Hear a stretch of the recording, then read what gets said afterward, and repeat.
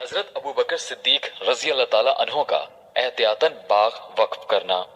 इब्ने serine रहमतुल्लाह अलैह कहते हैं कि हजरत अबू बकर सिद्दीक रजी अल्लाह ताला अन्हो की जब वफात का वक्त करीब आया तो आप रजी अल्लाह ताला अन्हो ने हजरत आयशा रजी अल्लाह ताला अन्हा से फरमाया कि मेरा दिल नहीं चाहता था कि बैतुल माल से कुछ लूं, मगर उमर ने ना माना कि दिक्कत होगी और तुम्हारी तिजारत की मशगूली से मुसलमानों का हर्ज होगा।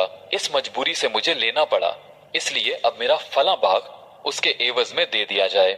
जब हजरत अबू बकर सिद्दीक रज़ी अल्लाह ताला अन्हो का विसाल हो गया तो हजरत आयशा रज़ी अल्लाह ताला अन्हा ने हजरत उमर रज़ी अल्लाह ताला अन्हो के पास आदमी भेजा और वालिद की वसीयत के मुवाफिक वो बाग दे दिया। हजरत उमर रज़ी अल्लाह ताला अन्हो ने फरमाया, अल्लाह ताला शानहू तुम्हारे बाप पर रहम फरमाए, उन्होंने ये चाहा कि किसी को लब कुशाई का मौका ही ना दें। किताबुल अम्वाल। फायदा।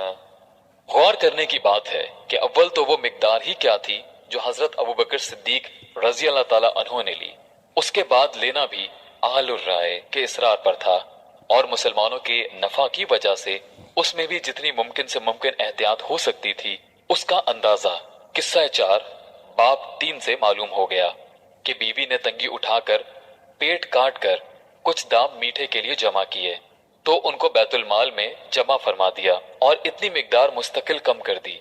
इस सब के बाद ये आखिरी फेल है जो कुछ लिया उसका भी मुआवजा दाखिल कर दिया।